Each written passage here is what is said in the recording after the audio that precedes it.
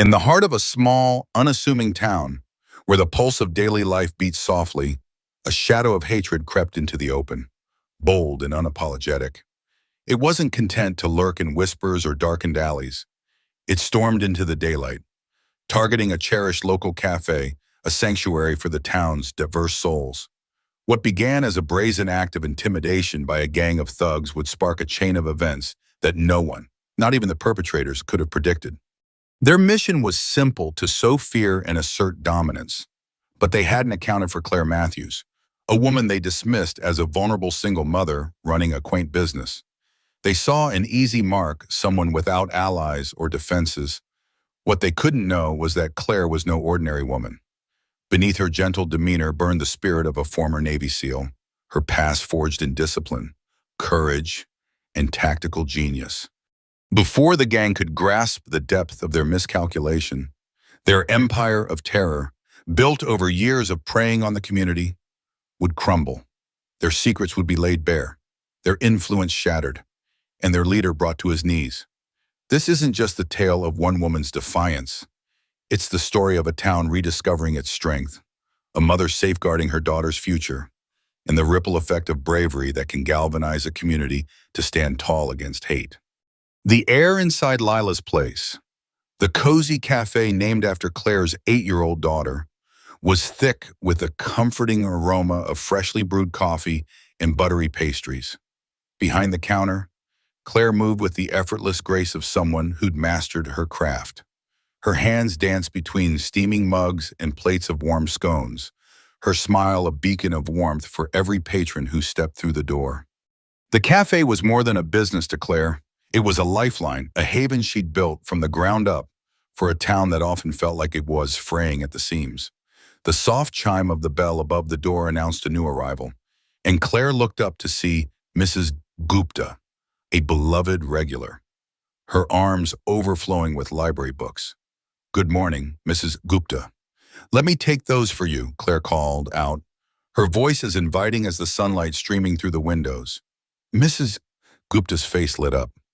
"Oh, Claire, you're too kind to this old woman," she said, her accent wrapping the words in warmth. Claire laughed softly, easing the stack of books onto a nearby table. These moments, small, human, and genuine, were the heartbeat of Lila's place. They made every late night and early morning worth it. The town itself was a tapestry of cultures, woven together by shared history, but strained by growing tensions in recent years. Lila's place stood as a quiet act of defiance against that discord, its doors flung wide to anyone seeking solace or connection. Inside, the cafe buzzed with life. A teacher scribbled notes in the margins of essays.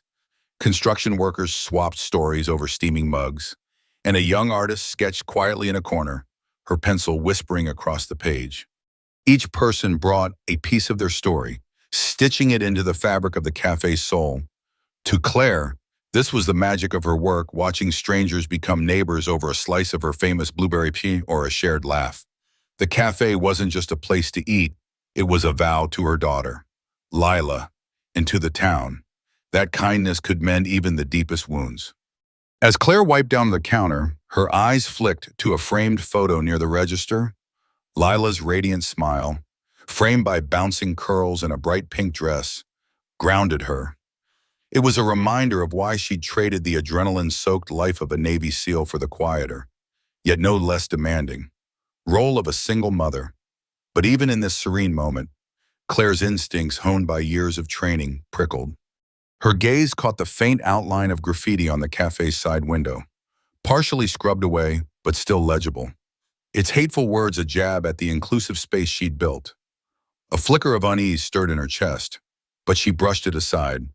This wasn't the first time vandals had targeted her cafe, and she'd always handled it cleaned up, moved on. Yet today, something felt off.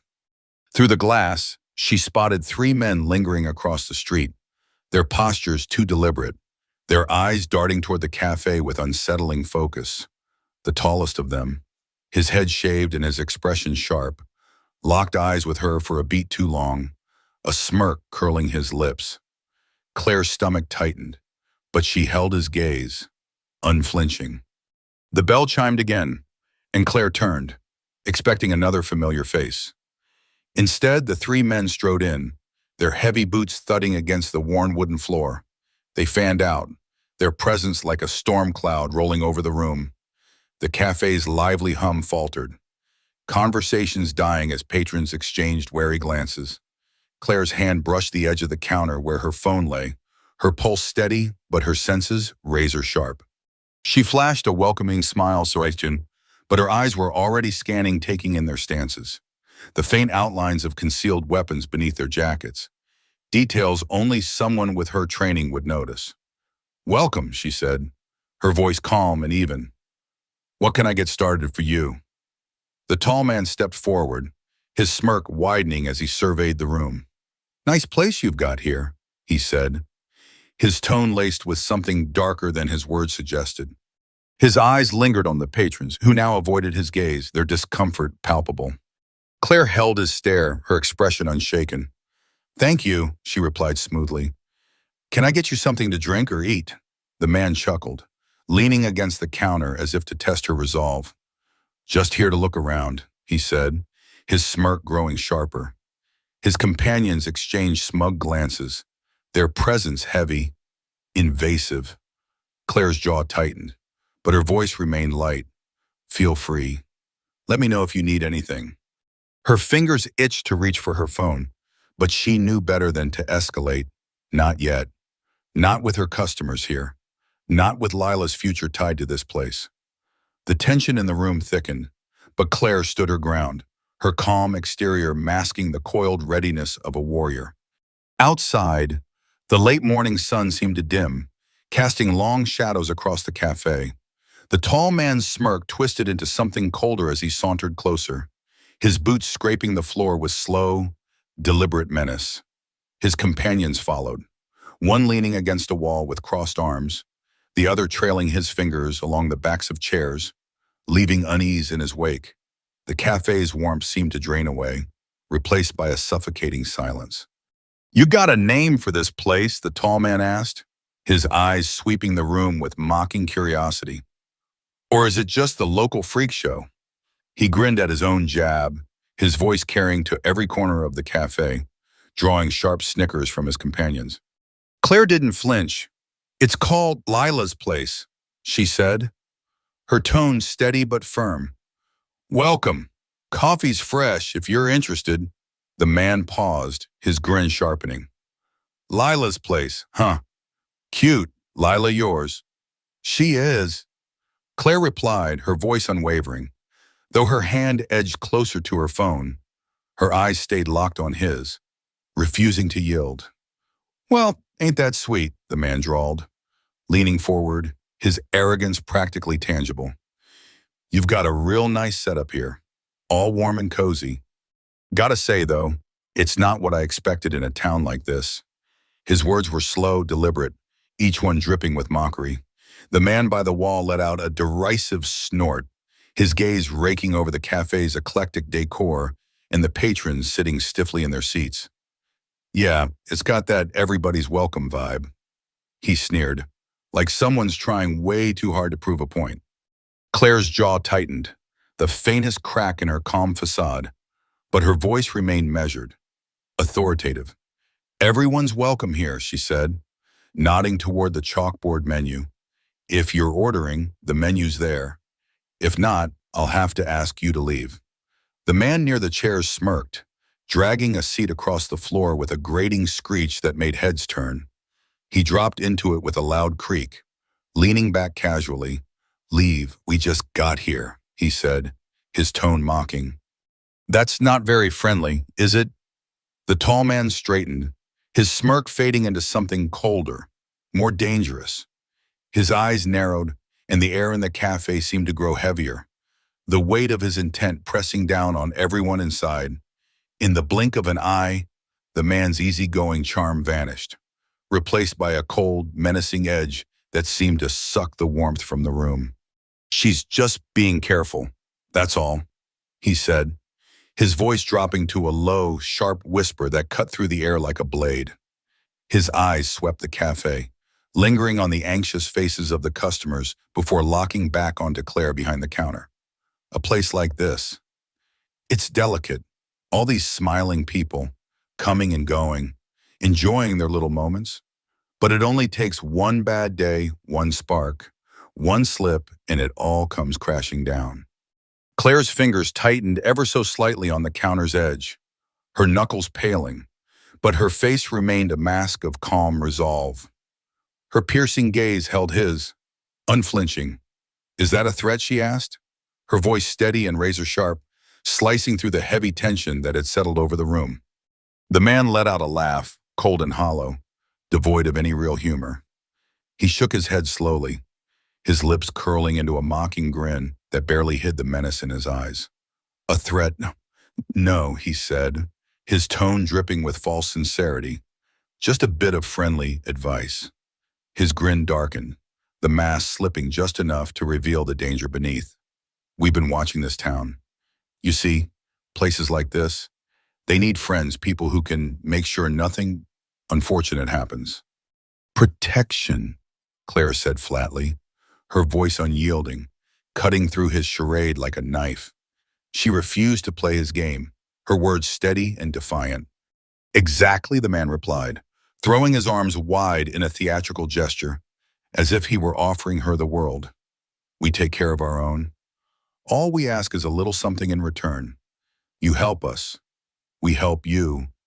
Win-win." His smile was all teeth, predatory and sharp. Claire didn't flinch. Her eyes stayed locked on his, her calm exterior hiding the storm of tension brewing inside. "I've been running this cafe just fine on my own," she said, each word deliberate, laced with a quiet defiance that seemed to hum in the air. "I don't need your kind of help." The man's grin twisted into something uglier, more sinister. He leaned in closer, just enough to make the space between them feel suffocating. "Not yet," he said, his voice slow and heavy, each word landing like a stone. "But trust me, you will." From a nearby table, another man lounging carelessly in his chair let out a low, grating chuckle that scraped against the silence. He tipped his chair back on its rear legs, balancing with an air of smug arrogance, and waved a hand lazily toward the room. "You'd be amazed how quick things can change," he said, his tone casual but laced with a chilling undertone. "One broken window, one fire in the kitchen, and suddenly you're begging for someone to swoop in and save you." Claire's sharp eyes darted briefly to the remaining customers, her instincts cataloging every detail of the room's growing unease. Mrs. Gupta, seated near the window, clutched her handbag so tightly her knuckles gleamed white, her gaze fixed on the table as if she could will herself invisible. A young couple in the corner sat frozen, their once lively chatter silenced, their coffee cups abandoned and cooling. The cafe's usual hum of warmth and chatter had been replaced by a stifling stillness, broken only by the faint creak of a chair or the soft shuffle of nervous feet on the wooden floor. "Why don't you leave them out of this?" Claire said, her voice sharp now, cutting through the oppressive quiet like a whip. There was no fear in her tone, only a commanding edge that carried both warning and authority. "Oh, don't worry," the tall man said, smoothly, raising his hands in a mocking gesture of surrender, his smirk firmly in place. "We're not here for them. We're here for you." His words were light, almost playful, but the threat beneath them hung heavy in the air, unmistakable and cold, just making sure you understand how things work around here. The man at the table chuckled again, the sound low and abrasive, like gravel underfoot. He kicked his feet up onto a nearby table, his scuffed boots leaving smudges on the polished wood. His grin was smug, his posture radiating a careless arrogance that made the room feel smaller, more claustrophobic. "She doesn't get it yet," he said, leaning back as if he owned the place. "Give her time. She'll come around." The tall man read, as Claire now recognized him from fragments of town gossip, stepped closer to the counter. His movements slow and deliberate, designed to intimidate. He lowered his voice, making his words feel personal, invasive. "We'll give you some time to think it over," he said, his tone smooth but icy, sending a shiver down the spine of anyone listening. "But don't take too long. Things happen fast around here." Claire's heart thudded steadily in her chest, each beat a controlled rhythm honed by years of keeping her cool under pressure. "You've made your point," she said, her voice firm, though the air around her felt thick with tension. "Unless you're ordering something, it's time for you to leave." Red leaned in just a fraction, his eyes narrowing as his lips curved into a slow, chilling grin. "You don't tell me what to do, lady," he said, his voice low and sharp, slicing through the silence like a blade. The cafe seemed to shrink around them, its warm, inviting glow replaced by a suffocating sense of dread. The faint creak of a chair, the hesitant shuffle of a customer's foot, every sound amplified the weight of the moment. Claire straightened, her shoulders squared, her calm demeanor unshaken despite the mounting pressure. "This is my cafe," she said evenly, her words measured but unyielding, each one landing with the force of a gavel. "And I'm asking you to leave." Red's smirk faltered for a moment, replaced by a cold, hard stare. He said nothing, letting the silence stretch until it felt like it might snap. Behind him, his men shifted their weight, exchanging glances, their subtle movements adding to the charged atmosphere. The air grew heavier, thicker with unspoken threats. "I don't think you understand," Red said at last, his voice quiet but dripping with menace, each word deliberate and calculated.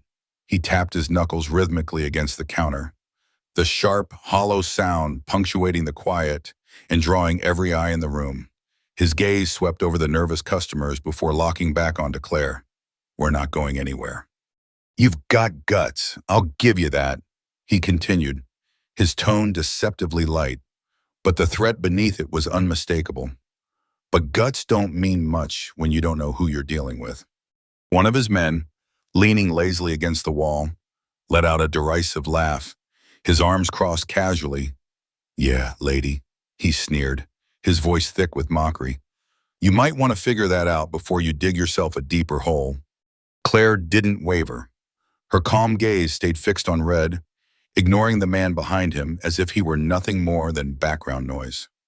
"I know exactly who I'm dealing with," she said, her voice eerily steady, cutting through their hostility like a beacon in the dark.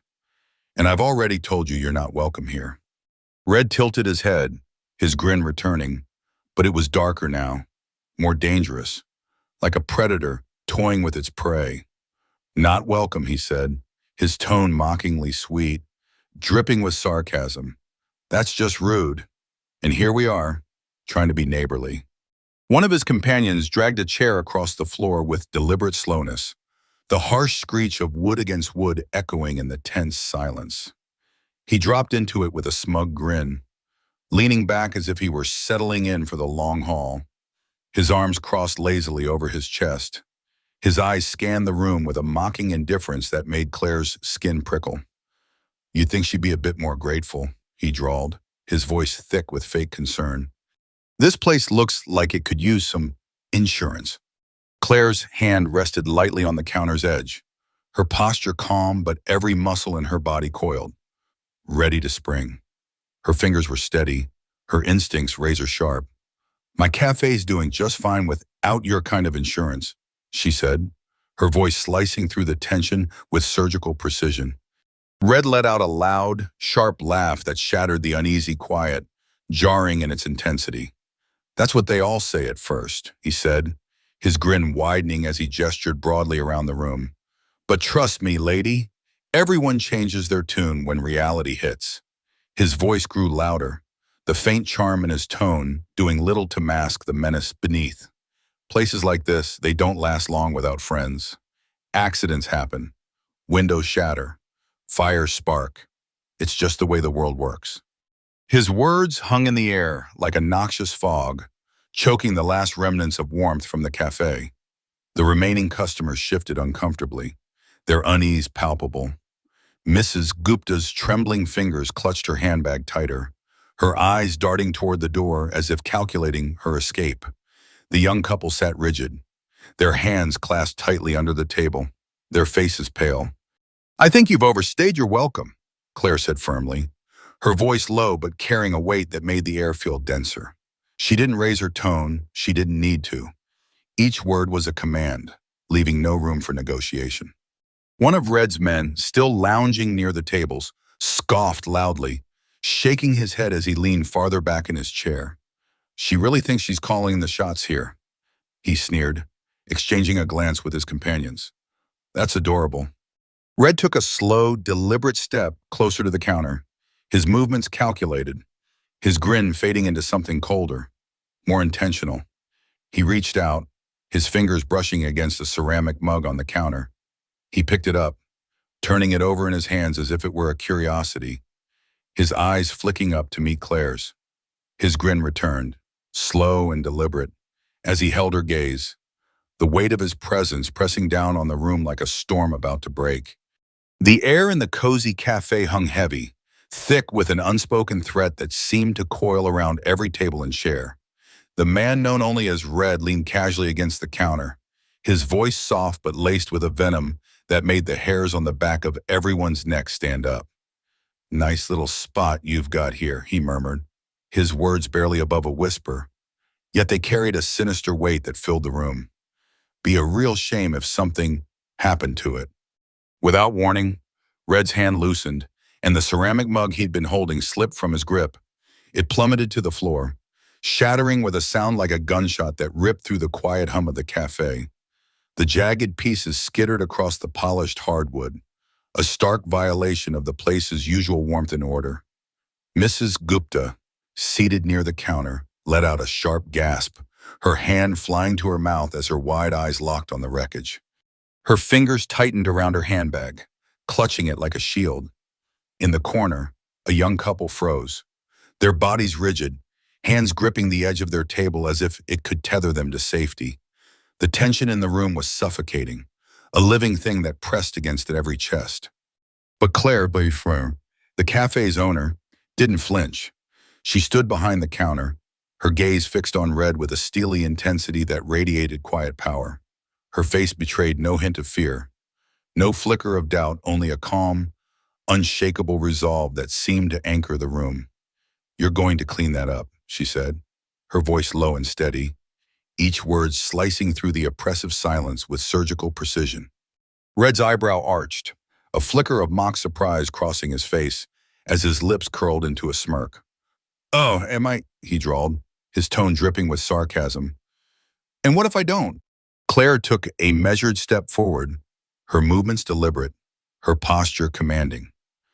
Then you're going to leave, she replied, her voice even and matter-of-fact, as if she were stating an unassailable truth. For a moment, the cafe was deathly still, the air so thick with tension it seemed to hum. Then, from a nearby table, a harsh, grating laugh shattered the silence. The man lounging there, one of Red's crew, leaned back in his chair, his eyes glinting with cruel amusement. You hear that? Red, she thinks she's the one in charge. Red's smirk sharpened, his eyes narrowing as he took a step closer to Claire, his presence looming like a storm cloud. You know, he said, his voice dropping to a dangerous whisper, I don't think you understand how this works. This isn't your place anymore, not unless we say it is. He turned, gesturing grandly at the customers huddled in their seats, as if they were mere props in his twisted performance. Look at them, he said, his voice rising, cutting through the silence like a blade. All quiet, all terrified. You really think any of them are going to stand up? Call for help? They're not going to do a damn thing. They'll just sit there, sipping their coffee, praying we don't notice them. Claire's hands curled into fists at her sides, her body taut with coiled energy, but she forced herself to stay calm. She drew a slow, deliberate breath, her sharp gaze flicking briefly to her customers. Mrs. Gupta sat frozen, her hands trembling as she clutched her handbag like a lifeline. The young couple in the corner gripped each other's hands, their faces pale with fear. Near the window, an older man stared into his coffee, his shoulders hunched as if he could make himself invisible. They were scared. Yes, but in their eyes, Claire saw something else, something that steadied her. Trust. You're wrong, Claire said, her voice calm but unyielding, each word ringing with quiet conviction. This is my cafe, and if you think you can waltz in here and bully people, you're gravely mistaken.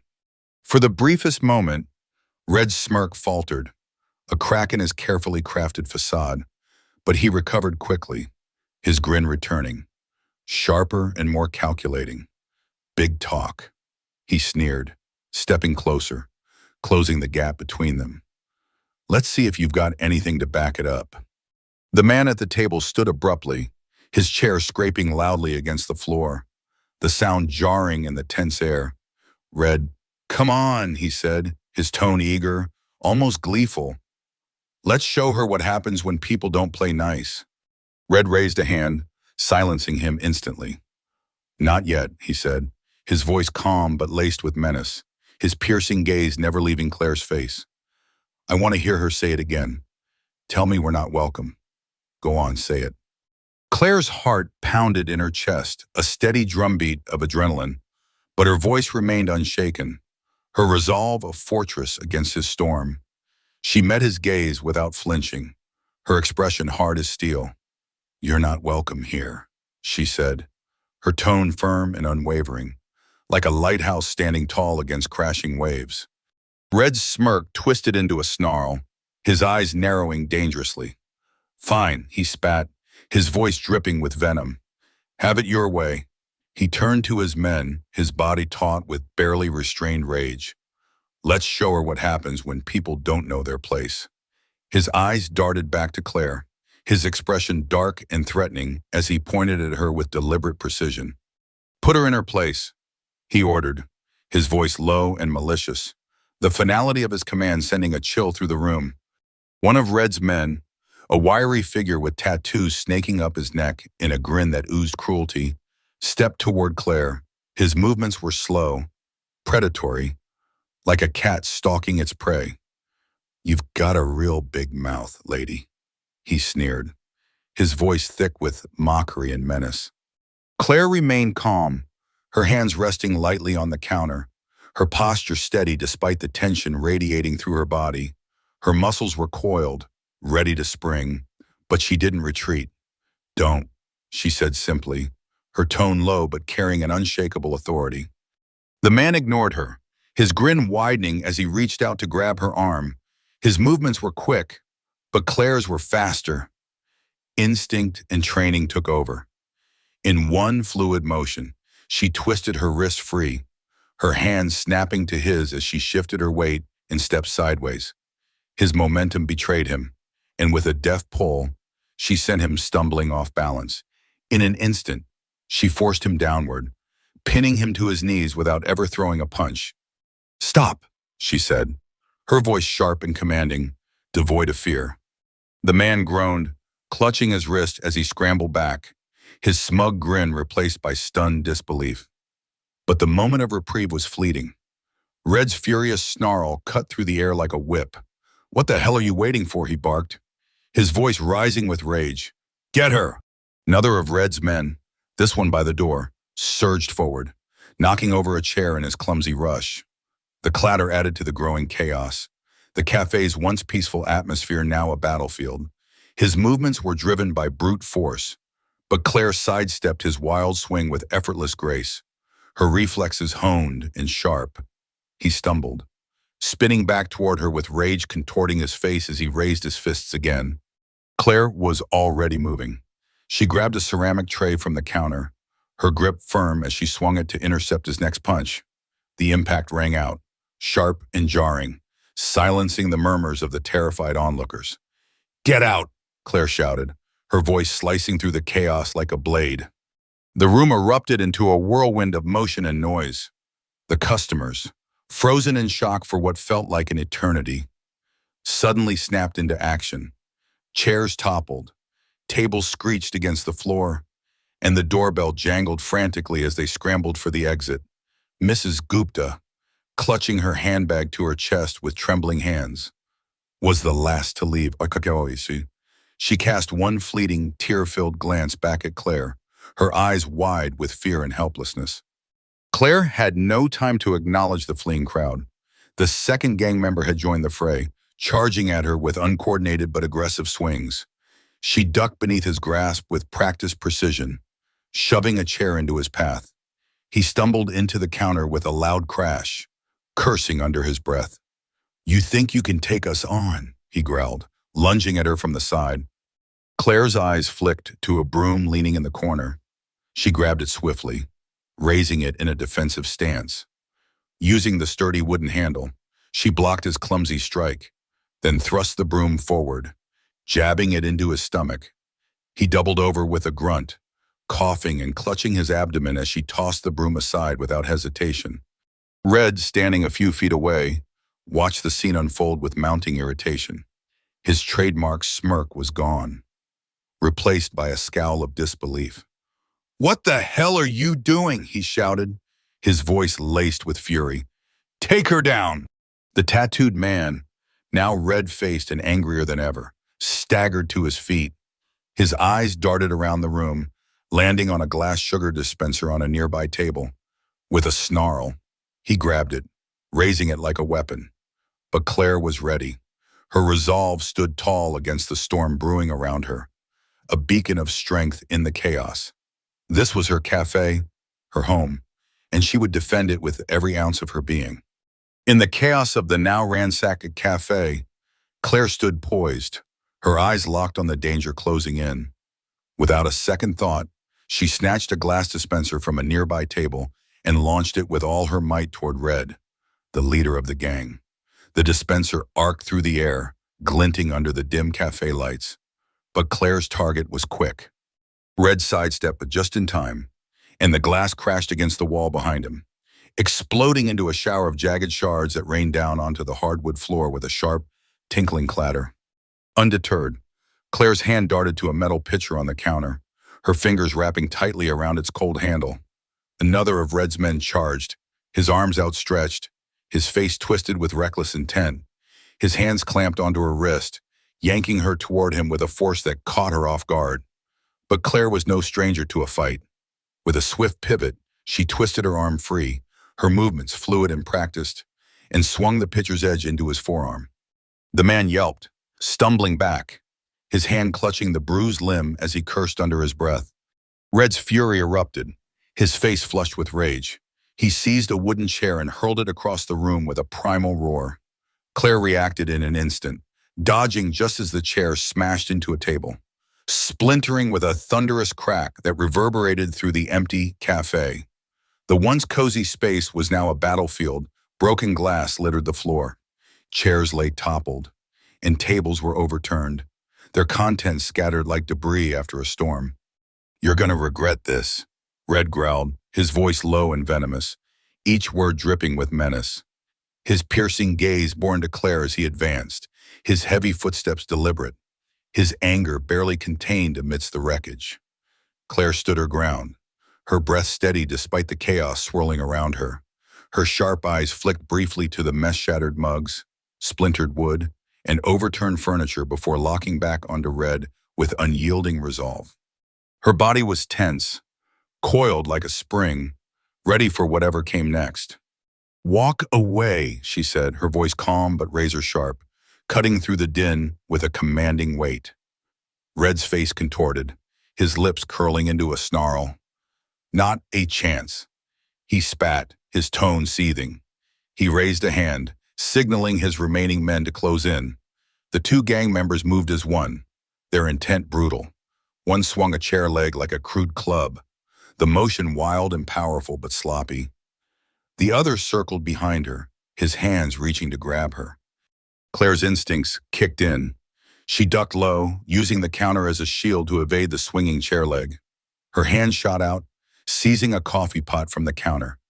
With a swift, decisive motion, she smashed it against the counter's edge. The pot shattered with a jarry crack, shards scattering across the surface and floor. The man with the chair leg froze for a split second, stunned by the sound. Claire seized the moment, sweeping her leg out to catch him off balance. He crashed to the floor with a heavy thud, cursing and clutching his knee in agony. The second man lunged, faster this time, but Claire was ready. She twisted out of his grip with practiced precision and drove her elbow into his ribs. The impact landed hard, forcing a sharp gasp from him as he staggered back, crashing into a table and knocking it over with a loud clatter.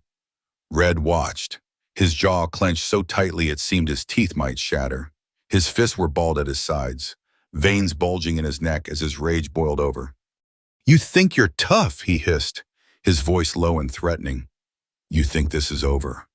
Claire adjusted her stance, her feet firmly planted, her muscles taut but controlled, her eyes locked onto his, unwavering. "I'm not afraid of you," she said, her words slicing through the chaos like a blade, cold and steady. Red's lips curled into a sneer, his malice deepening.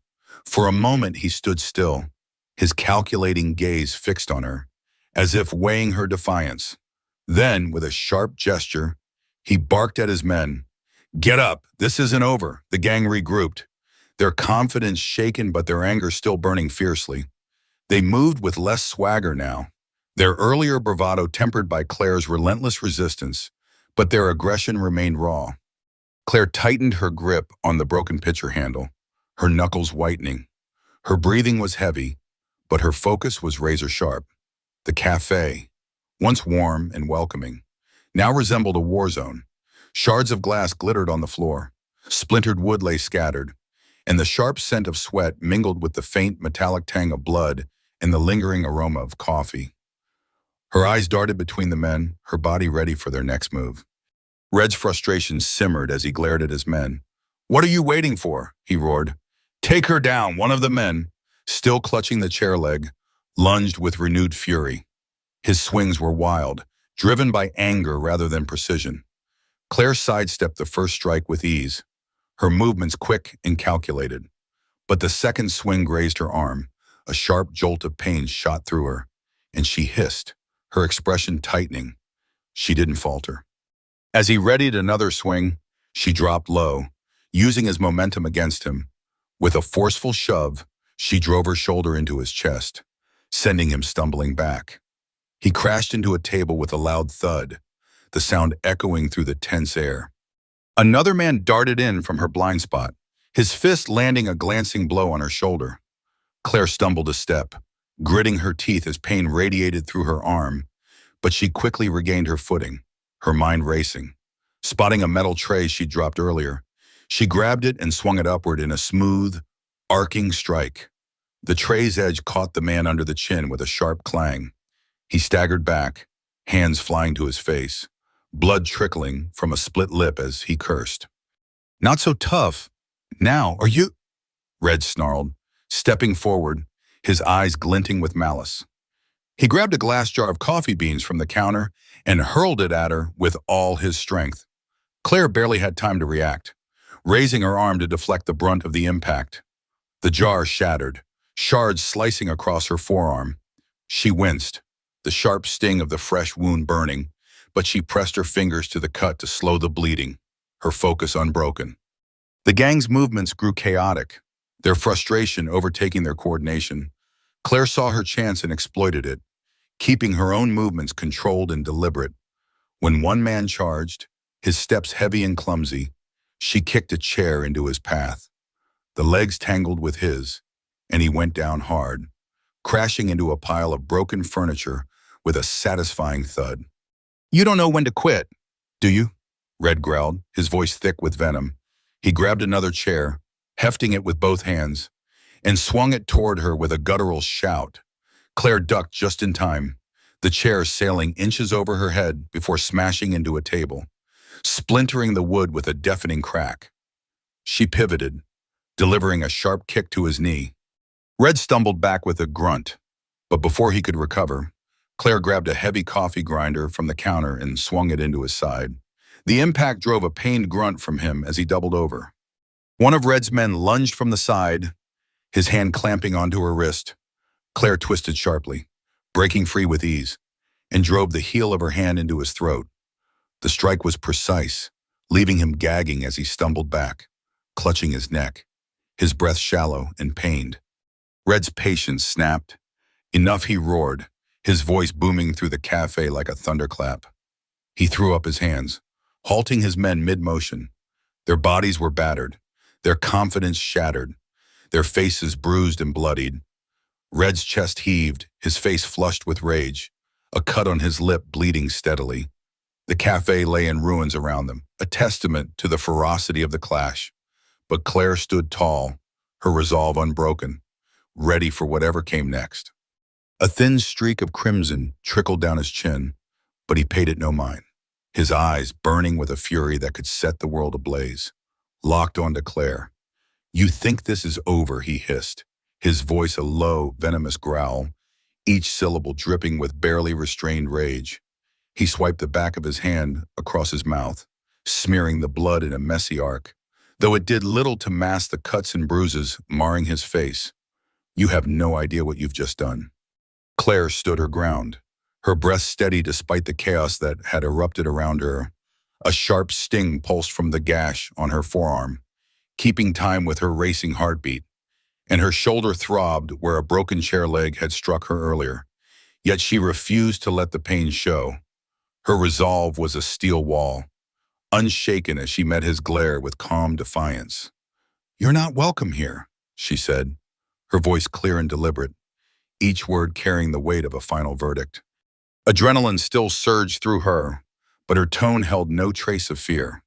Red sneered, the corner of his mouth twitching with contempt as he wiped his bloodied hand on his torn jeans. "We'll see about that," he growled, his voice low and laced with menace.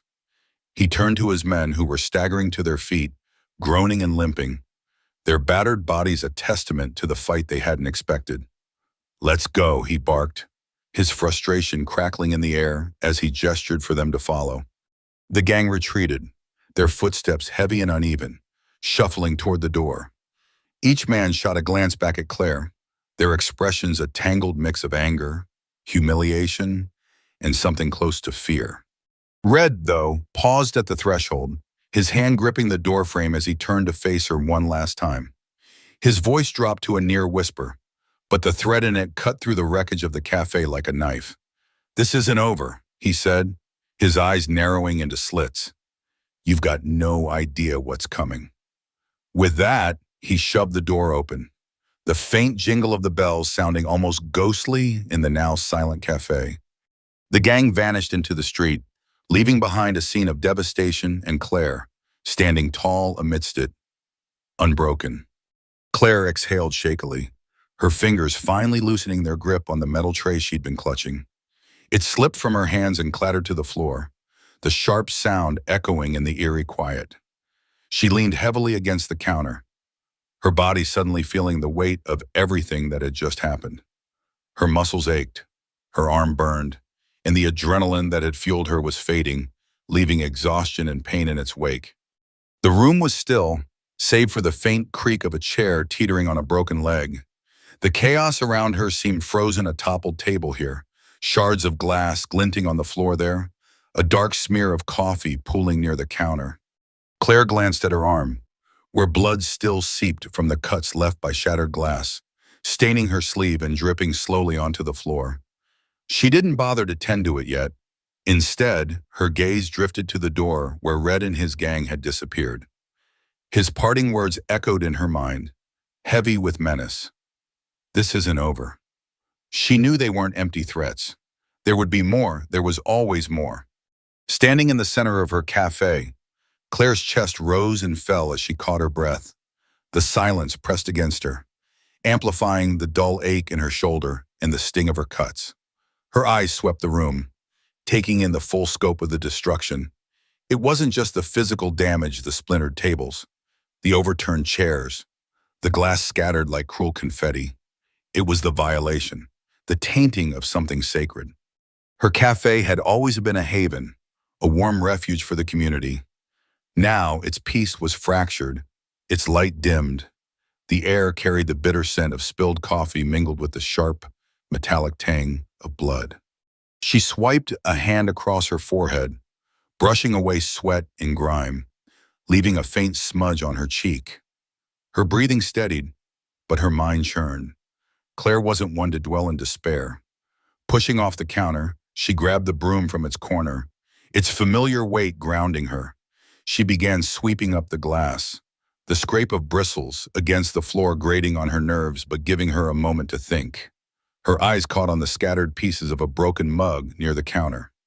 Crouching, She gathered the larger shards, her hands moving with quiet determination. The dented coffee grinder, the toppled sugar dispensers, they weren't just objects. They were pieces of what her cafe stood for, what she'd fight to protect. This wasn't the end. Red's gang had left her shaken, but not broken.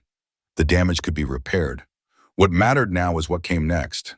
Her gaze drifted to a photo on the counter, miraculously untouched amidst the chaos.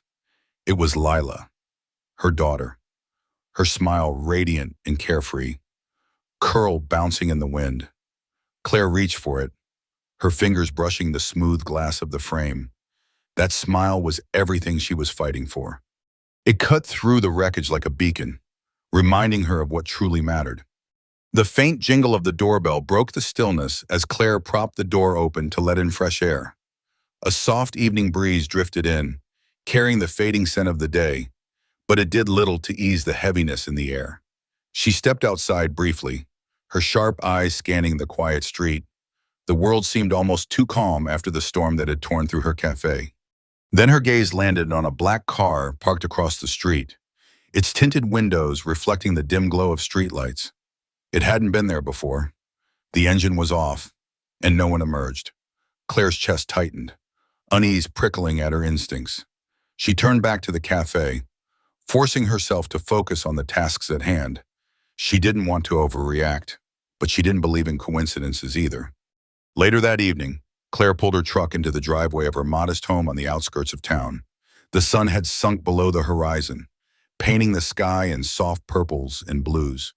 The faint hum of streetlights buzzed in the air as she stepped out, her eyes flicking toward the tree line at the end of the block. Her senses were still on edge. A subtle flicker of movement caught her attention. A car eased around the corner, its headlights cutting through the growing darkness. It slowed as it passed her house, the beams briefly illuminating her truck and porch, before it sped up and vanished into the night. Claire stood frozen, watching until it was gone, her jaw tightening. She didn't need proof to know this wasn't over. Her fingers twitched, tempted to grab her phone, but she hesitated, her mind racing. It could be nothing, a passing car, a coincidence. Yet the knot in her chest wouldn't loosen. Years of training had taught her to trust her instincts, and they were screaming at her to stay sharp. Inside, Lila was sprawled on the living room floor, crayons scattered across the carpet as she worked on a drawing. Her soft humming filled the space, a stark contrast to the storm brewing in Claire's mind. Lila looked up, her face lighting up with a grin. "Mom, look at this one," she said, holding up a vibrant picture of a sunlit meadow bursting with flowers. Claire forced a smile, crouching beside her. "That's beautiful, sweetheart," she said, her voice warm but tinged with distraction. "You're getting so good at this." Lila's grin widened as she dove back into her drawing, humming happily. Claire reached out, gently smoothing her daughter's curls, the soft texture anchoring her for a moment. Her heart felt heavy, the weight of her worry pressing down. Lila was her world, the one thing that kept her going. The thought of anyone threatening that made her blood run cold. She straightened, her eyes drifting to the living room window. Moving quietly, she pulled the curtain aside just enough to peek out. The street was calm, the faint glow of a streetlight casting long shadows. Everything seemed normal, but it didn't feel normal. She scanned the parked cars, the shadowed corners, searching for any hint of movement. Her phone buzzed on the counter, the sound jarring in the quiet. She grabbed it, her heart skipping a beat. It was a text from her sister. "Ellen, how's my favorite niece?" Claire stared at the message, her thoughts churning, before typing back, "She's great. Can we talk tomorrow? Something's come up." As soon as the message sent, she set the phone down, her jaw tightening. Tomorrow, she'd make a plan. She couldn't ignore the unease, and she wouldn't wait for Red's next move. Her gaze shifted back to the window, her faint reflection staring back in the glass. Fear wouldn't control her, but she wouldn't ignore the warning signs either. For Lila, for her cafe, for herself, she'd be ready. Claire Matthews was a woman who trusted her instincts, and they were screaming that someone was watching her. If her suspicions were correct, she'd make damn sure they never got close enough to hurt her or what mattered most, her daughter, Lila. Keeping Lila safe was the one thing Claire would never compromise on, no matter the pitum. She'd burn the world down before she let anything threaten the life she'd built for her little girl. The next morning, Claire sat at her kitchen table, her hands cradling a mug of coffee that had long gone cold. The rich, nutty aroma still lingered in the air, but she hadn't taken a single sip. The house was quiet, bathed in soft morning light that poured through the curtains, casting golden streaks across the walls. From the living room, Lila's sweet humming floated in, a melody woven with the gentle scratch of crayons on paper. The sound tugged at Claire's heart, a fleeting moment of joy amidst the storm brewing inside her. Lila, blissfully unaware of the danger creeping closer, lived in a world untouched by the tension that gripped her mother. Claire's gaze fell to her phone, Ellen's name already glowing on the screen. The thought of sending Lila away, even temporarily, felt like a knife twisting in her chest. But after the violent attack at the cafe and the eerie sight of an unfamiliar car parked outside their house the previous night, Claire knew she couldn't ignore the threat. Protecting Lila came first, even if it meant enduring the ache of separation. With a steadying breath, she pressed the call button. Ellen answered after just a couple of rings, her voice bright and warm, like a ray of sunlight cutting through Claire's fog of worry. "Hey, Claire, how's it going?" Ellen's cheerfulness was a small comfort, but it couldn't fully ease the tightness in Claire's chest. "I'm okay," Claire said, though her voice was taut, betraying the weight she carried. Her fingers tapped nervously against the mug as she searched for the right words. "Ellen, I need to ask you for a favor." "Of course," Ellen replied, her tone shifting to one of concern. "What's wrong?" Claire hesitated, choosing her words carefully to keep her voice steady. "I need you to take Lila for a few days. It's not a big deal. Just, the cafe's been a mess, and I need some time to sort things out. I think it'd be better for her to stay with you for a bit." There was a pause on the other end, the kind that carried unspoken questions. "Is everything okay?" Ellen asked, her voice soft but probing. "It's fine," Claire said quickly, forcing a lightness she didn't feel. "Just a lot of grown-up stuff Lila doesn't need to be around for right now." Ellen didn't push, though Claire could sense her sister's hesitation in the brief silence that followed. "Okay," Ellen said finally, her voice warm and reassuring. "Bring her over whenever you're ready. You know she's always welcome here." "Thank you," Claire said softly, her gratitude heavy with relief. "I'll bring her by this afternoon." She ended the call and set the phone down, exhaling slowly as a small piece of her plan fell into place. For now, Lila would be safe. That was all that mattered. That afternoon, Claire pulled her truck into Ellen's driveway, her hands gripping the steering wheel a little too tightly. In the passenger seat sat Lila's small duffel bag, meticulously packed with her favorite pajamas, her toothbrush, and the worn stuffed bunny she refused to sleep without. From the back seat, Lila's excited chatter filled the air, her voice brimming with the boundless energy of a child untouched by the world's darkness. "Aunt Ellen said she has snacks," Lila announced, her grin wide as she clutched her bunny like it was her most prized possession. Claire glanced at her daughter in the rearview mirror, forcing a smile that didn't quite reach her eyes. "I'm sure she does. Sweetheart," she said softly, You're gonna have so much fun with her." As they stepped out of the truck and approached the house, Ellen was already waiting on the porch, her smile as warm as ever. But her eyes lingered on Claire's face, scanning for the truth Claire was trying to bury. Ellen had always been able to read her sister, and Claire knew she wasn't fooling her. "There's my favorite niece," Ellen called, crouching down to greet Lila with open arms. Lila giggled, sprinting into her aunt's embrace, her laughter ringing out like a melody that soothed Claire's frayed nerves. Ellen scooped her up, spinning her around before pulling her close. Claire handed over this duffel bag, her grip lingering a moment longer than necessary. "I'll call every day to check in," she said, her voice steady but laced with a softness that betrayed her need for reassurance. Ellen nodded, her tone gentle but firm. "She'll be fine. Claire, you focus on what you need to do." Lila turned to her mother, her bright eyes sparkling with curiosity. "Mommy, you'll come back soon, right?" Claire crouched to her daughter's level, brushing a soft curl away from her face. "Of course, sweetheart," she said, her voice warm despite the heaviness in her heart.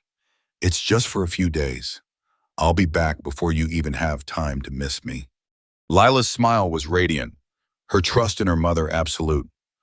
Claire felt the weight of that trust settle on her shoulders, a reminder of the responsibility she carried. Lila threw her small arms around Claire's neck, her voice muffled against her shoulder. "Okay, Mommy. Love you." "I love you too," Claire whispered, her voice thick with emotion. She held her daughter close, letting the moment stretch, savoring the warmth and innocence of Lila's embrace. Finally, she stood, releasing her gently. Ellen took Lila's hand, leading her inside, and Lila turned back to wave one last time, her bunny tucked under her arm, her smile lighting up the fading evening light. Claire waved back, her lips curving into a small, reassuring smile. When the door closed behind them, she lingered on the porch, her heart heavy and her mind already racing with what came next.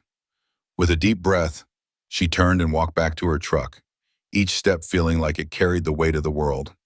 Later that evening, Claire sat in her truck in the driveway, the faint hum of crickets filling the silence. She stared at her phone, her fingers hovering before she dialed Detective Javier Reyes. When he answered, his voice was brisk, cutting through the quiet night. "Matthews, it's Reyes."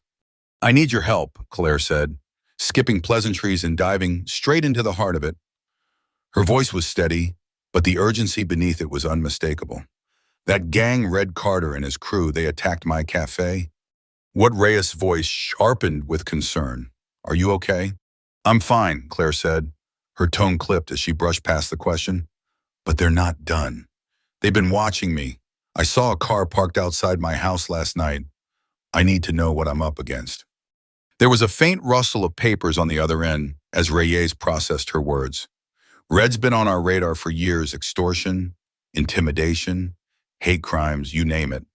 But we've never had enough to pin him down. No one's willing to testify, and his crew's too good at covering their tracks." "Well, I'm not afraid of them," Claire said, her voice hardening with resolve. "I'm not letting them get away with this." "I get it," Reyes said, his tone measured but firm. "But you need to be smart. Claire, these guys don't play fair, and they won't hesitate to escalate if they see you as a threat." "They started this," Claire shot back, her voice cold as steel. "But I'm going to finish it." There was a heavy pause, the weight of her words hanging between them. Reyes exhaled, his hesitation clear. "All right," he said finally, his voice quieter. "I'll dig into their records, see if they've slipped up anywhere. If there's something to find, I'll find it. In the meantime, watch your back." And Claire. "Yeah," she said, her grip tightening on the phone. "Call me if anything happens," Reyes said, his tone more personal now. "Don't try to handle this alone. Promise me." Claire nodded, though he couldn't see it. "Thanks, Reyes," she said softly before ending the call. She leaned back in her seat, the hum of the truck's engine fading into the background as her eyes fixed on the darkened street. Her thoughts drifted to Lila, safe at Ellen's for now. It was the only thing anchoring her amidst the chaos. Whatever was coming, Claire told herself she'd be ready. The next morning, Claire arrived at the cafe and froze. Bold, jagged red graffiti stretched across the front window. "We don't forget." Her jaw tightened as she stared at the crude, uneven letters, the paint dripping like blood in places. This wasn't just vandalism, it was a warning, a brazen declaration that Red and his crew weren't backing down. Her boots crunched over shattered glass as she stepped closer, the sidewalk glittering with shards that caught the morning sunlight like tiny, mocking daggers. The window was destroyed, its jagged edges clinging to the frame, glinting like knives in the dawn light. Claire inhaled deeply, her hands curling into fists. They wanted to scare her, to make her feel helpless. But as she stood amidst the wreckage of her cafe, their attempt only fueled her fire. They thought they could break her. But Claire Matthews didn't bend. She'd protect what was hers. No matter the cost, and she'd make sure Red Carter and his gang regretted ever crossing her path. Claire Matthews stood rooted in her driveway, the late afternoon sun glinting off the fractured windshield of her truck. The glass, once smooth and clear, was now a mosaic of jagged cracks, spiderwebbing outward like a cruel map of chaos. Atop the hood rested the weapon of this vandalism, a hefty, dirt-streaked rock. Its rough surface, unapologetic. Taped to it was a note, its corners fluttering in the faint breeze. Claire's jaw tightened as she approached, her boots crunching against the gravel. With a swift, deliberate motion, she ripped the note free, her fingers curling around the paper as her eyes scanned the scrawled threat. Leave town, or else. She crushed the paper into a tight ball, her knuckles whitening. Her sharp gaze swept the quiet street, searching for any flicker of movement, any hint of the eyes she felt boring into her. The neighborhood was still, almost unnaturally so, but the weight of being watched clung to her like damp air. She took a deep breath, forcing her racing pulse to steady. The gang wanted her trembling, broken, paralyzed by fear. But Claire wasn't about to give them the satisfaction. Her resolve hardened, a steel core forged through years of discipline and survival. Earlier that day, she'd sent her daughter, Ella, to stay with her friend Ellen, a decision that now felt like a lifeline. Knowing Ella was safe gave Claire a sliver of calm amidst the storm. But this shattered windshield, this blatant escalation, it wasn't just a scare tactic. Red Carter and his crew weren't playing games, they were trying to dismantle her, piece by piece. That evening, Claire transformed her cluttered garage into a fortress of preparation. The space, usually a jumble of dusty tools and gardening gear, became her war room. She hauled a heavy lockbox down from a high shelf, its cool metal familiar under her calloused hands. Unlocking it, she gazed at the contents, remnants of a life she'd tried to leave behind but could never fully escape. Her fingers closed around a tactical flashlight, its solid weight grounding her. Next came a combat knife, its blade still razor-sharp as she tested it with a practiced flick. Finally, she grabbed a compact first aid kit, tucking it alongside the growing pile. Each item felt like an extension of her will, a promise to herself that she wouldn't break. From her bedroom closet, Claire pulled a rugged duffel bag, stuffing it with essentials, a change of clothes, bottled water, and a few extra pennies for whatever might come. Every movement was precise, her focus unyielding. If Red's crew wanted a fight, they'd pick the wrong target. She moved to the windows, reinforcing them with heavy-duty locks she'd kept stored in the garage. Each lock snapped into place with a satisfying click, a small victory in her preparations. For the sliding windows, she cut wooden dowels to wedge tightly into the tracks, ensuring no one could force them open. Her Navy SEAL training surged to the forefront, muscle memory guiding her hands as if she'd never stepped away from that life. But Claire knew physical defenses were only half the battle. Mental readiness was just as critical. As the sun dipped low, casting golden shadows across her backyard, she stepped outside to run combat drills. Her muscles burned as she shadowboxed, weaving and dodging imaginary foes. She practiced evasive maneuvers, her body recalling the rhythm of survival. The years had slowed her slightly, but her movements remained sharp, each strike and pivot flowing with lethal precision. By the time twilight settled over the yard, Claire was sweating, her breath steady, but her senses razor-sharp. She returned inside, wiping her brow, her mind replaying every drill, noting where she could be faster, smoother. Her phone buzzed on a kitchen counter, snapping her focus. The screen glowed with a call from Detective Reyes. She answered without hesitation. "Matthews," Reyes said, his voice clipped and urgent. "I've been digging into Carter and his crew. You were right, they're targeting you because they think you'll crack. It's their playbook: intimidation, then violence. They've done this to other small businesses, especially minority-owned ones." Claire's grip on the phone tightened. "What happened to those businesses?" she asked, her voice low but steady, though anger simmered beneath. Reyes sighed, his frustration palpable. "Most caved. The owners either skipped town or paid them off. But a few cases—" He paused, then continued grimly. "They got ugly. One owner was beaten so badly they spent weeks in the hospital. Another had their shop burned to the ground. And you haven't stopped them. Claire's tone was sharp, cutting through the silence. We've tried, Reyes admitted, but no one will testify. Carter makes examples of anyone who fights back. That's why they've gotten away with it for so long. I'm not afraid, Claire said, her voice like iron. That's what worries me, Reyes replied. I'm pulling everything I can their movements. Associates, even financials. If there's a way to nail them, I'll find it. But you need to be careful. Claire, that beyond, they won't stop. She stared out of the window at the darkened street, her mind racing through strategies. I can handle myself, she said firmly. I don't doubt it, Reyes said, hesitating. But you're not alone in this. Call me if anything happens. I mean it. I will, Claire said, though her thoughts were already elsewhere. That night, she sat in her dimly lit living room, the house silent around her. Her body ached from the drills, but her mind refused to rest. Red's gang wanted her isolated, vulnerable, cowering. They didn't know her. She wasn't just the owner of a small-town cafe. She was a fighter, forged in the crucible of training and survival. Whatever they threw at her next, she'd be ready. As Claire locked up the cafe later that night, the metal padlock clicked with finality. The street was quiet, save for the faint hum of street lights and a distant dog barking. Her truck waited nearby, its familiar shape a small comfort in the darkness. She slid into the driver's seat, adjusting the rearview mirror out of habit. Her eyes caught a dark car parked down the street, its engine off, its presence like a shadow that didn't belong. Her instincts flared, honed from years in the field. This wasn't random. She pulled out, and the car's headlights flickered on, trailing her at a distance.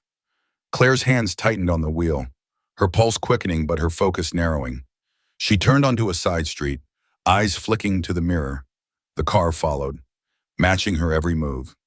2 blocks later, a second car joined the pursuit, its headlights slicing through the night.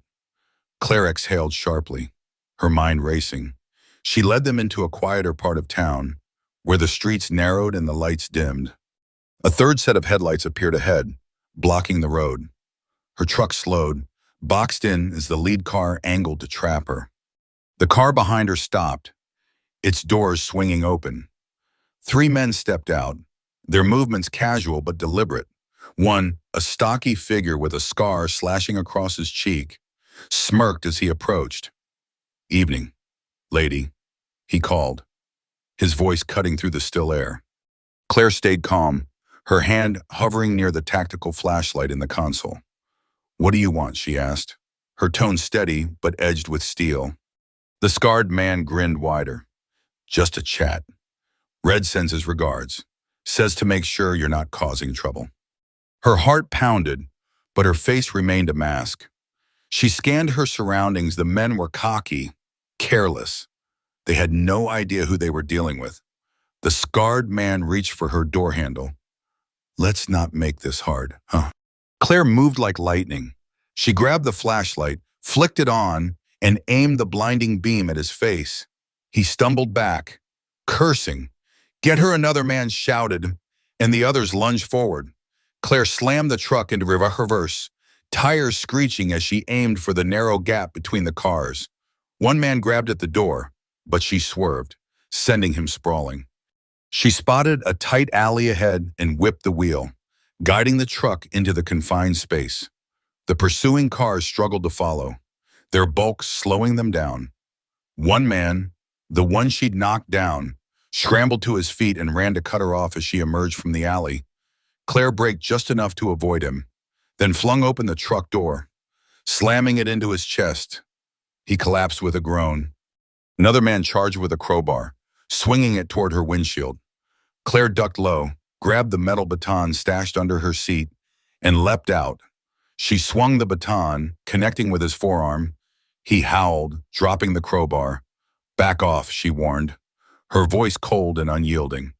The men froze, their bravado crumbling. The scarred man growled, but Claire's stance steady, unflinching, made them hesitate. She wasn't the prey they had expected. She was something else entirely. The man's voice dripped with venom as he snarled, "You're gonna wish you hadn't crossed us, lady." He lunged forward, fists clenched, aiming for Claire. But she was faster, sidestepping his clumsy attack with the grace of a seasoned fighter. In one fluid motion, she grabbed his arm, twisted it behind his back, and slammed him against the side of her weathered pickup truck. He yelped in pain as she pressed her baton firmly against his shoulder blade, her grip unyielding. "Stay down," she commanded, her voice cutting through the night like a blade. The man froze, his groans echoing in the stillness, while his accomplices hesitated, then scrambled back to their car, tires screeching as they fled. Claire didn't linger. She climbed back right into her truck, her heart pounding, and peeled out, putting miles between her and the chaos. Her arm throbbed from the struggle, and a shallow gash on her hand burned, but she shoved the pain to the back of her mind. When she was far enough away, Claire pulled into a deserted parking lot, the hum of her engine fading into silence. She grabbed her phone and dialed Detective Reyes Matthews. His voice came through, sharp and alert. "What's going on?" "They jumped me," Claire said, her tone steady despite the adrenaline still coursing through her. "3 of them. One's hurt bad. I left him at 8th and Pine. You might want to grab him." "Are you okay?" Reyes asked, concern lacing his words. "I'm fine," Claire replied, her voice clipped. But this wasn't some random hit.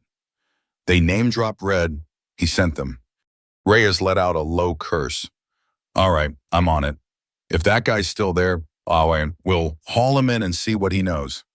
Claire's fingers tightened around the phone. "Make him talk. Reyes, I need something solid to bring them down." "I'll handle it," Reyes said, his tone firm. "But you need to watch your back.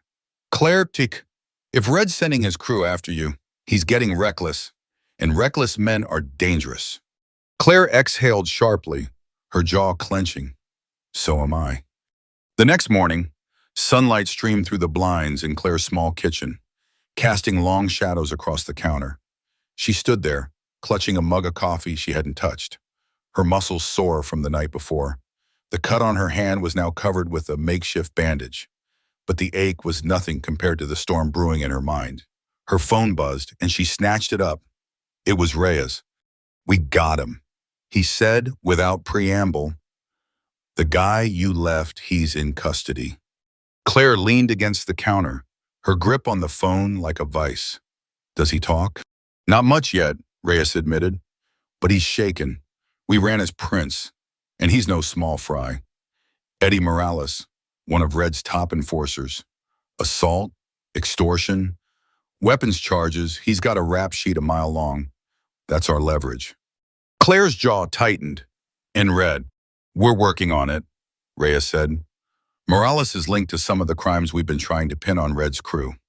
If we can connect the dots, we might have enough to charge him, but we need more." Claire paced the cramped kitchen, her boots scuffing the linoleum.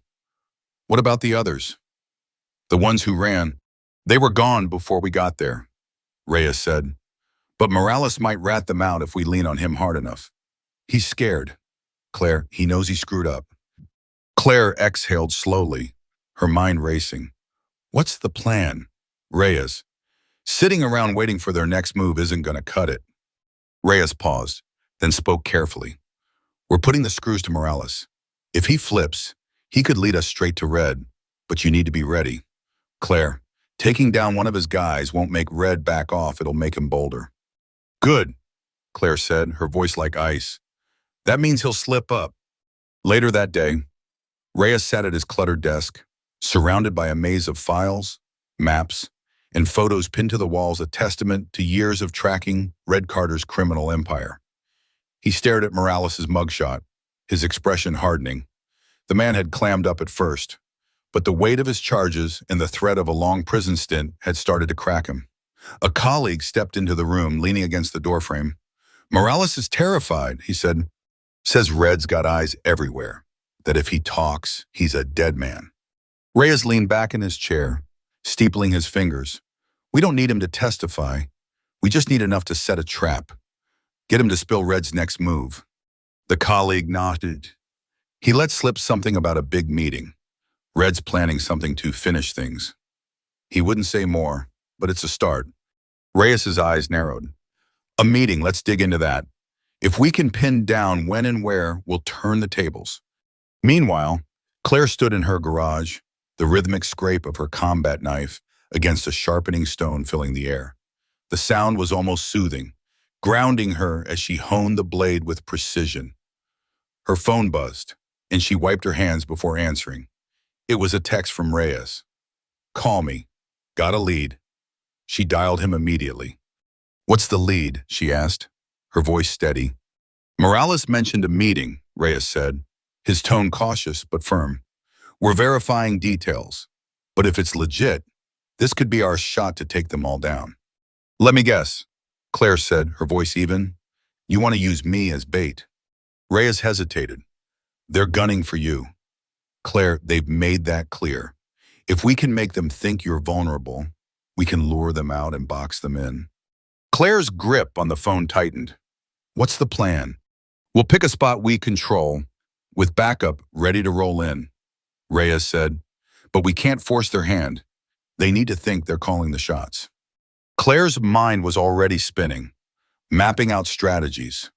Let me know when you've got the location. I'll take care of the rest. Claire, Reyes said, his voice softening. This is risky. If they smell a trap, they won't hold back. They've already come for me, Claire said coldly. This time, I'll be waiting. As dusk settled, Claire sat in her dimly lit living room, her mind a whirlwind of plans and possibilities. Red's crew thought they were the predators, but they didn't realize they were stepping into her domain. Her resolve solidified. This wasn't just about her safety or her cafe anymore. It was about justice for her town, for everyone Red's gang had preyed upon. Claire stood in the empty parking lot of an abandoned warehouse on the edge of town, the wind biting through her jacket. The building loomed like a ghost, its broken windows and graffiti-scarred walls a testament to years of neglect. It was perfect isolated, quiet, with plenty of shadows to conceal their plan. Detective Reyes stepped out of his unmarked car, a file in hand, his face grim as he approached.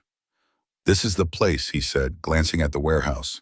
Secluded, no nosy neighbors. They'll think they've got the upper hand. Claire nodded, her eyes sweeping the area, already visualizing the setup. She could see it unfolding. Red's men rolling up, cocky and overconfident, believing they'd cornered her. They'd be wrong. Reyes handed her the file. Lowering his voice, Morales caved. Red's planning a meeting to tie up loose ends.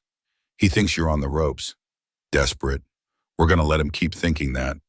Claire flipped open the fan, her jaw tightening as she scanned the details. You're sure they'll show? They will. Reyes said, Red's too arrogant to back down. He needs to prove he's untouchable. All we have to do is make him think he's setting the trap. Claire closed the file and handed it back. Good. Let's make sure he regrets it. Over the next 2 days, preparations kicked into high gear. Claire and Reyes fortified the warehouse, setting up motion sensors at every entrance and exit, wired to alert them of any approach. Hidden cameras were installed to capture every move. Backup officers were positioned out of sight, ready to swarm at a moment's notice. But Claire's focus wasn't just on logistics. In the quiet moments, her thoughts drifted to Lila. During a break, she sat in a corner of the warehouse, pulling out her phone. A photo of Lila, beaming with her favorite stuffed beans, filled the screen. Claire's thumb lingered over the image, her chest tightening with emotion.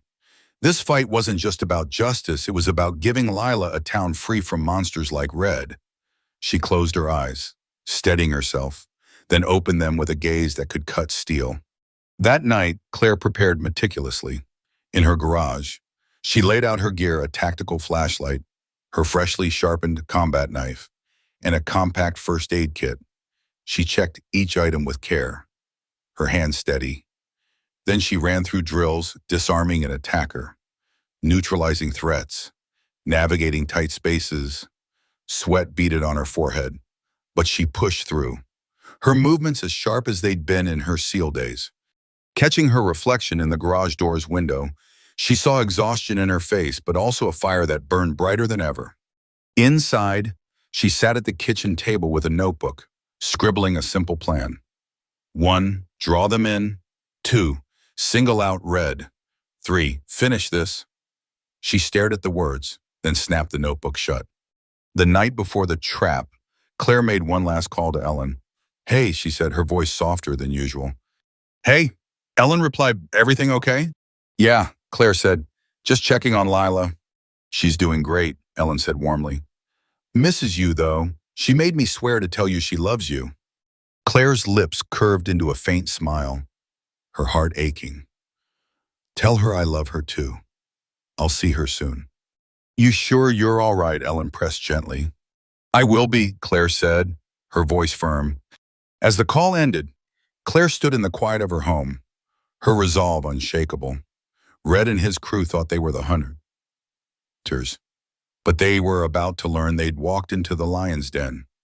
As Claire hung up the phone, her conversation with Ellen still echoing in her mind, she sank back into her chair, her gaze drifting to the ceiling. The image of Lila's radiant smile burned in her thoughts, a spark of warmth that fueled her resolve for the battle ahead. Tomorrow night would be no ordinary evening. It was the culmination of everything she'd been fighting for, and she was ready to face it head on. The next evening, Claire arrived at the warehouse well before the appointed time, her boots echoing softly in the cavernous space. Reyes was already there, his voice low and steady as he briefed his team, their faces taut with focus. When he spotted Claire, he broke away, his expression a mix of determination and concern. "This is it," he said, his tone carrying the weight of the moment. "Once they're inside, we've got them. But if they sense the trap too soon, they'll bolt. Timing is everything." Claire gave a firm nod, her face a mask of calm resolve.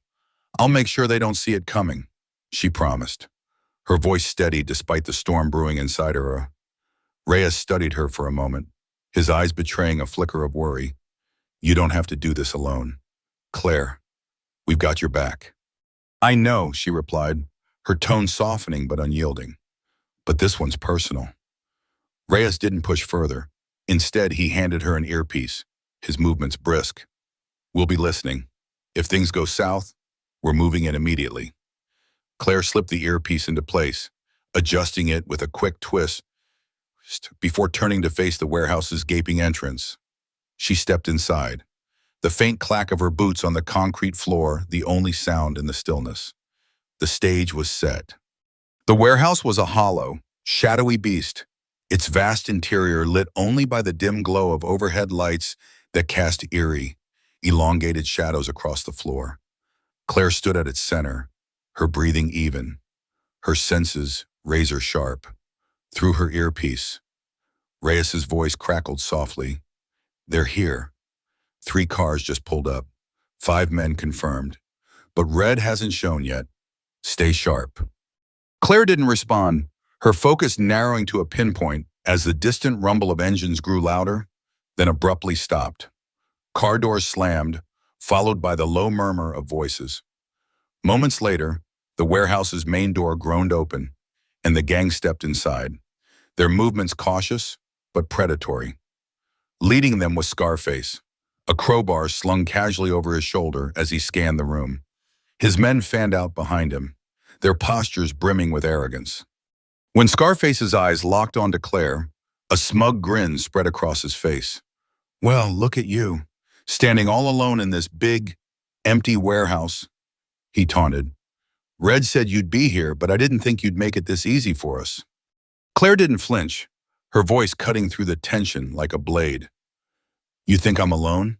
Scarface let out a mocking chuckle, glancing around the room with exaggerated theatrics.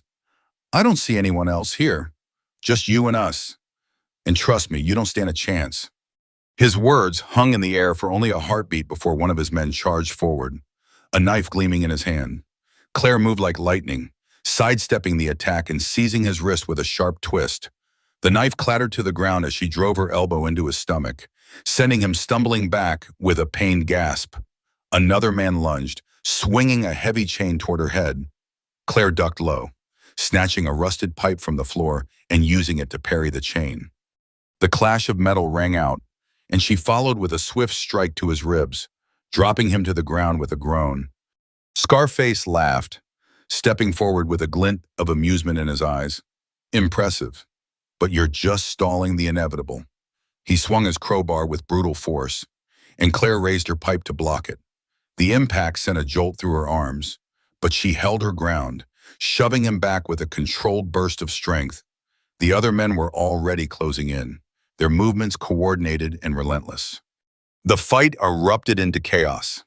Claire wove through the warehouse's maze of crates and beams, using the environment to her advantage.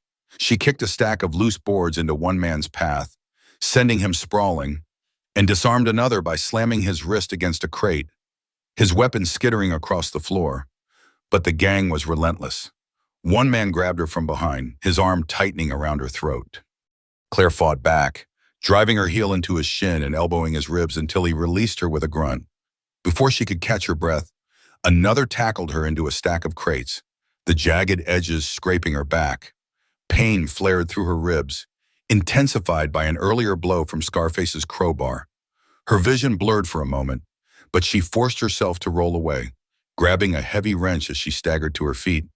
Scarface closed in, his crowbar swinging toward her side. Claire blocked it with the wrench, but the force of the strike sent her weapon flying. Another man struck her across the back and with a pipe, and she dropped to her knees, gasping as pain seared through her. Not so tough now.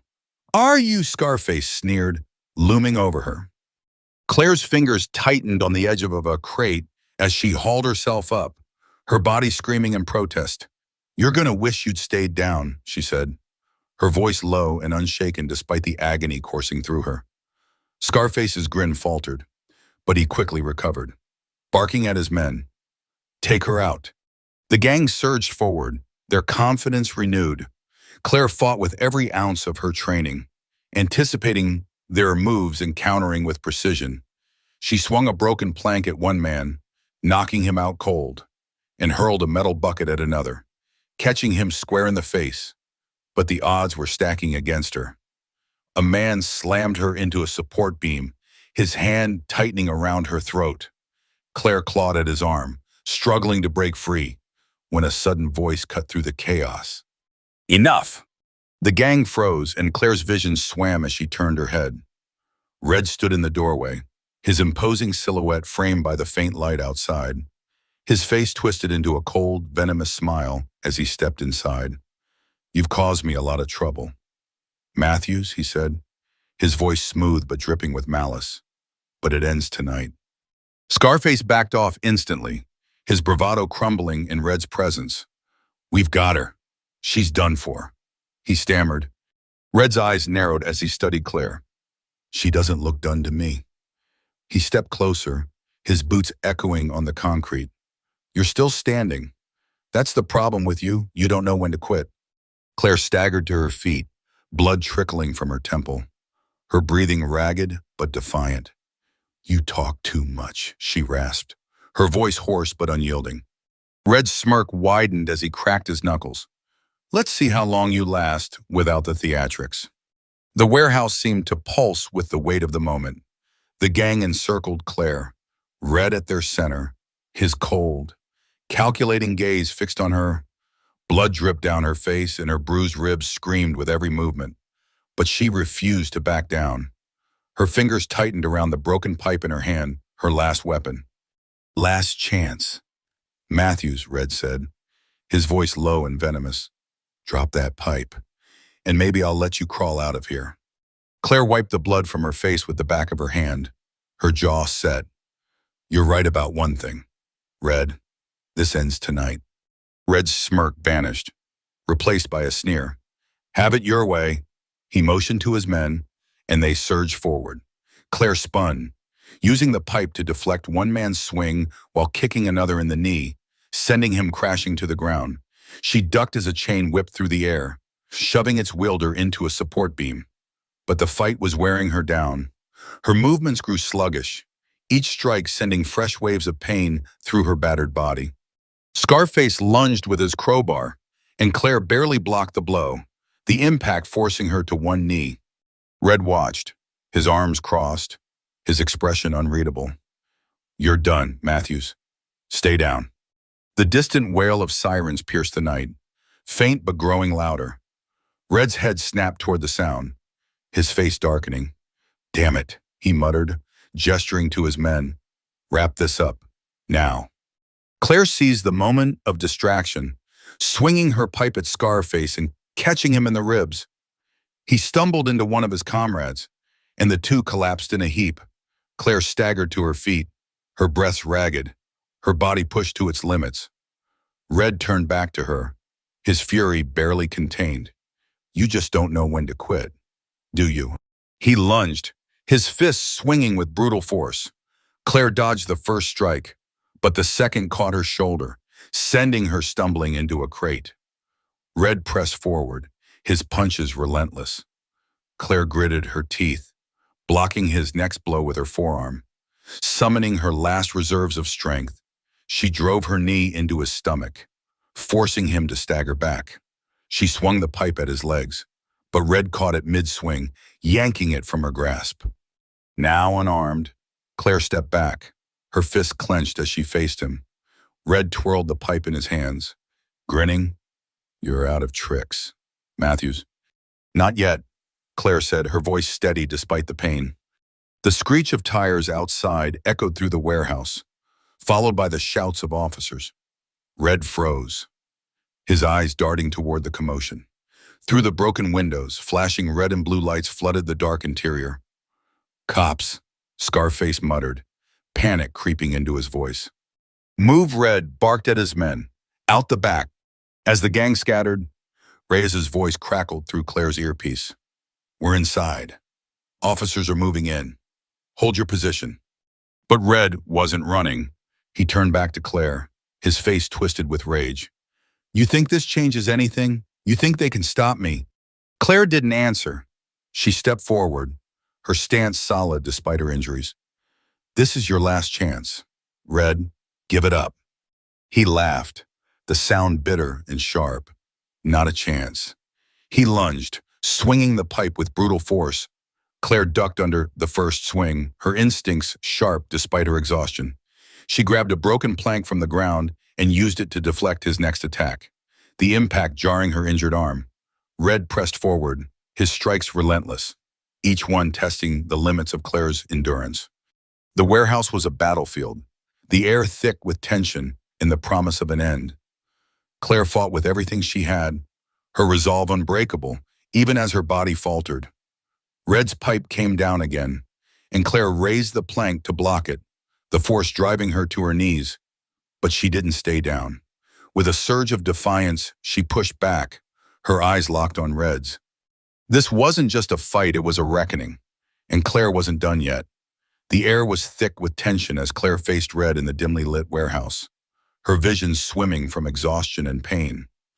Each swing of his metal pipe forced her to stagger back, but she kept her eyes locked on him, searching for a moment of weakness. Her hands gripped a splintered wooden plank, her only defense. Then, it happened. Red lunged too far, his swing wild and overextended. Claire seized the chance, darting forward with every ounce of strength she had left. The plank connected with his ribs in a sickening thud, and Red crumpled, the pipe clattering to the ground as he clutched his side in agony. Claire didn't pause. She kicked the pipe out of reach, its metallic scrape echoing in the vast space, and grabbed Red by the collar of his worn jacket. With a surge of adrenaline, she shoved him hard, sending him crashing into a pile of crates that wobbled precariously. "It's over, Red," she said, her voice low and steady, brimming with a resolve that came from months of enduring his threats. Red squirmed, his breathing ragged, his eyes burning with defiance. "You think you've won," he spat. "You're nothing, just a desperate cafe owner who's too stubborn to know when to quit." Claire's grip tightened, her face inches from his, her voice unwavering. "I'm not playing your games, Red." At that moment, the warehouse doors burst open and Detective Reyes stormed in with his team, their weapons drawn, flashlight beams cutting through the shadows. Claire Reyes shouted, his eyes darting across the chaotic scene. Claire stepped back, releasing Red as two officers moved in, yanking his arms behind his back and snapping cuffs on his wrists.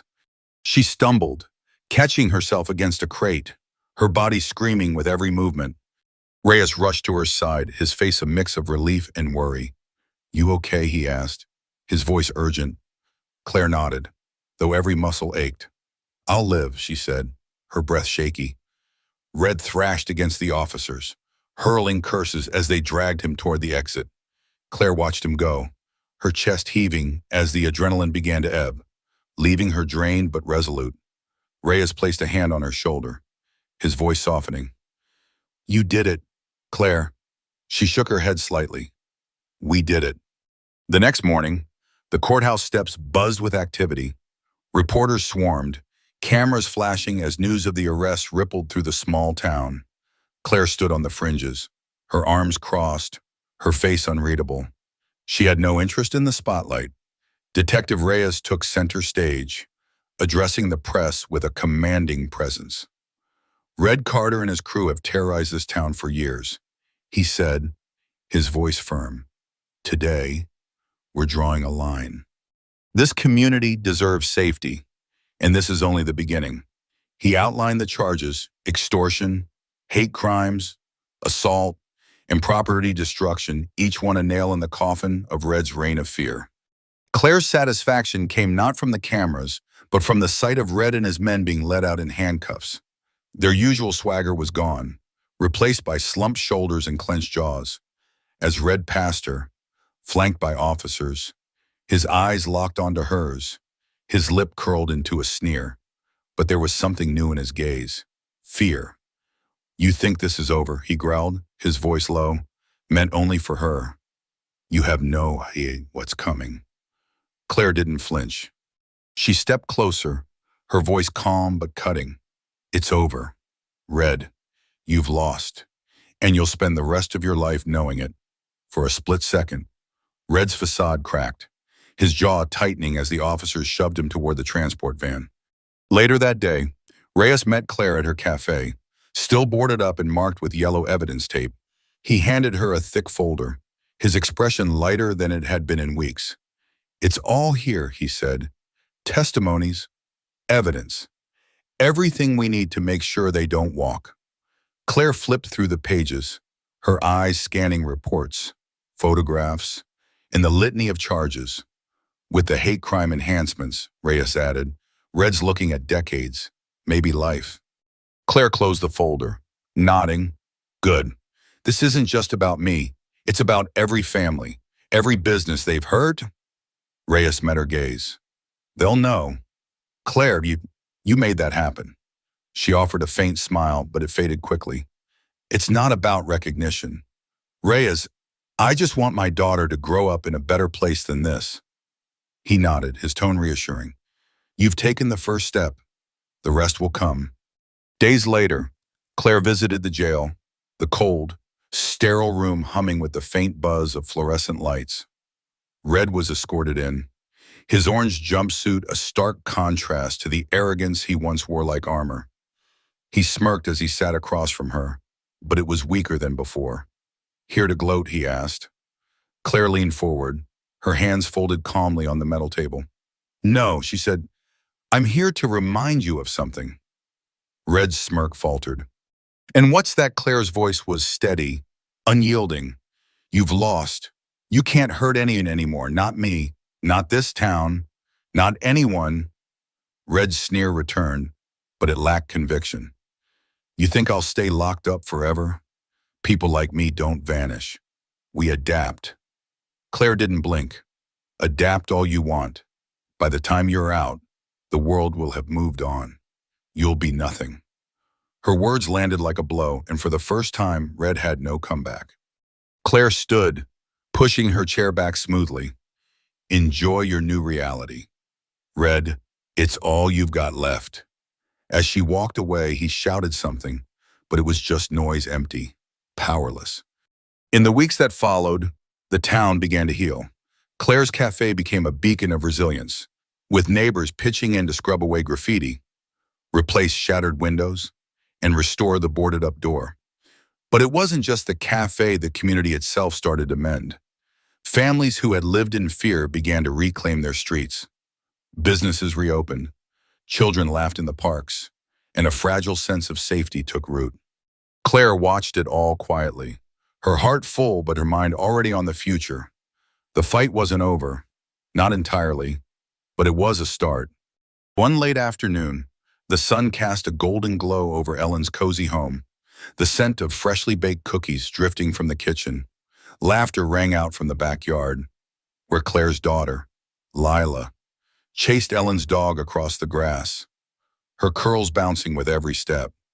Claire stood at the gate, her heart pounding as she watched her daughter, feeling the weight of the past week's lift.